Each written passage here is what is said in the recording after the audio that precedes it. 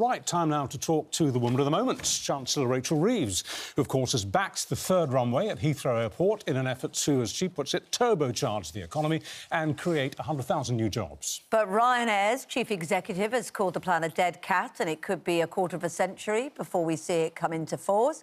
And Sadiq Khan, Labour London MP, says he'll use legal action to stop it from going ahead. Well, Rachel Reeves joins us now. Good morning to you. Morning. We heard you yesterday, I think you used the word growth 50-odd times, that it's all about growth. But how soon will we Brits feel better off and see it? Is there any chance of it happening this year?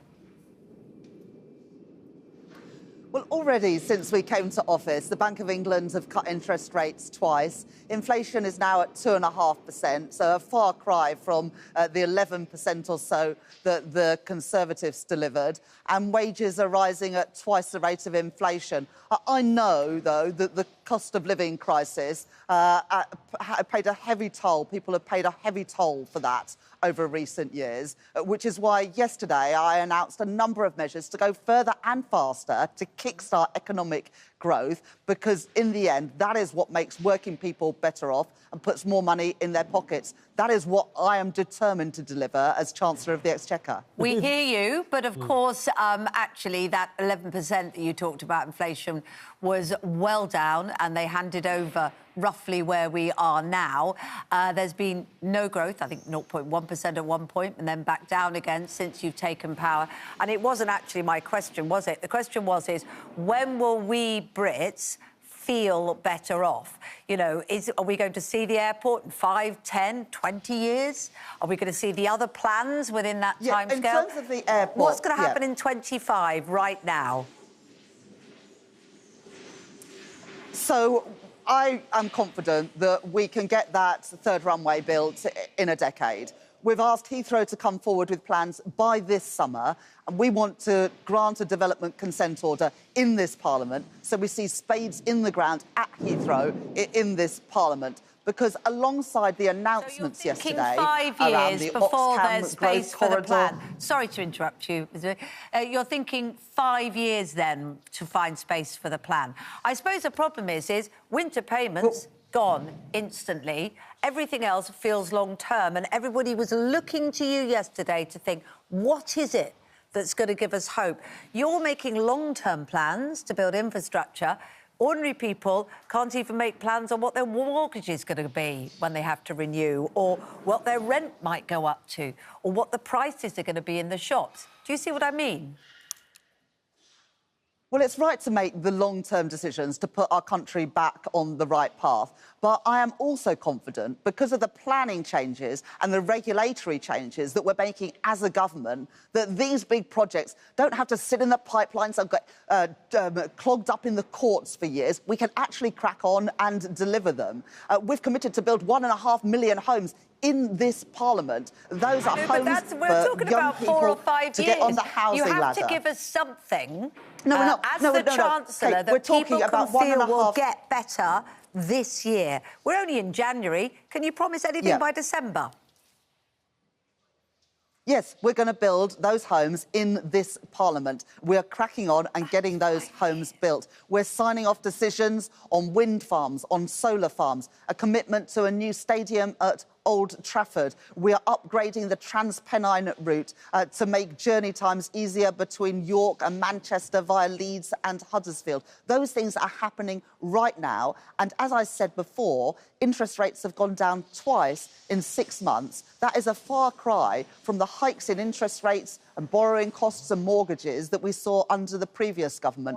That's been possible because we have taken the difficult decisions to return stability to the UK economy, drawing a line under the economic and fiscal mismanagement of the previous government so that the bank has had that confidence to cut interest rates, with inflation now coming down at the most recent numbers, down to 2.5%. wages rising at twice that rate. Do we need to do more? Absolutely we do, which is why I made a number of our announcements yesterday, but we are beginning to move in the right direction. But I'm determined that we remove all of those barriers that are stopping our country from growing and to make sure that working people are better off with more pounds in their pockets. Chancellor, can we ask you this? Why is the boss of Ryanair, who presumably knows his business and one would presume would be thrilled at the idea of a third runway being built at Heathrow, why has the boss of Ryanair said categorically this morning, pretty much as it were to your face through the morning's media, that you're wrong?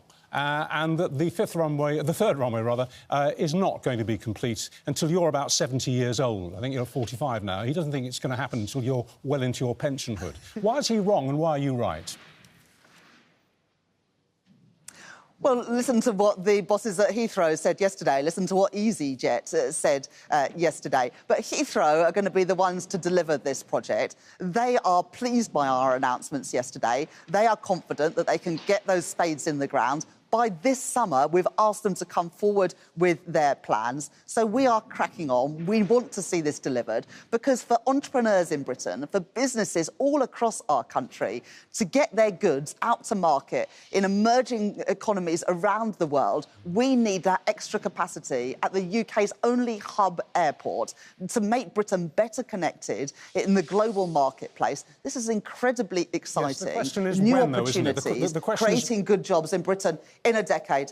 So OK. in 10 years, we can get flights taking off from Heathrow, All right, but well, spades in the ground, that's noted. creating jobs in this Parliament. All right, that's a clear answer. Okay. You're saying it won't be in 2050, it'll be 10 years from now, 2035. Now, look, Chancellor, this is your first appearance on Good Morning Britain since quite a few months, and certainly since allegations about you enhancing your CV, your personal CV, surfaced. That was in November, I think. As it is your first appearance on the programme since that story dropped, I think it's important that we ask you about it.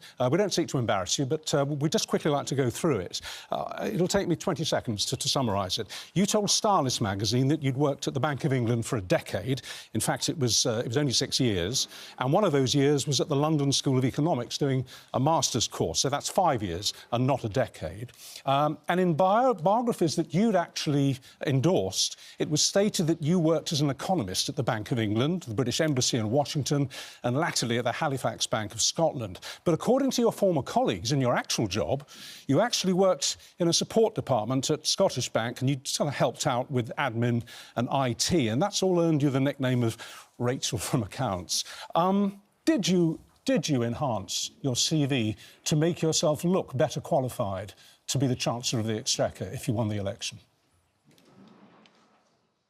I'm really proud of the jobs that I did before I became a Member of Parliament. I worked at the Bank of England in the international area, working on investment and productivity. I worked as the second Economic Secretary at the British Embassy in Washington. I've done an undergraduate degree in PPE, a master's from the London School of Economics in economics. And then I worked in the private sector, where I worked for Halifax Bank of Scotland, working in Halifax in West Yorkshire and around the country, heading up teams both in the mortgages area and in the retail operations. Why did you say that you'd worked at the Bank of England for a decade when, in fact, it was... Well, it wasn't even 6 years, it was 5. I mean, that's exaggeration, isn't it?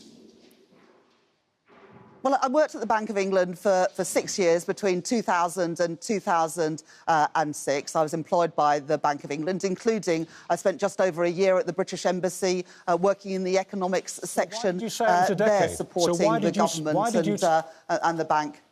Why did you say it was a decade?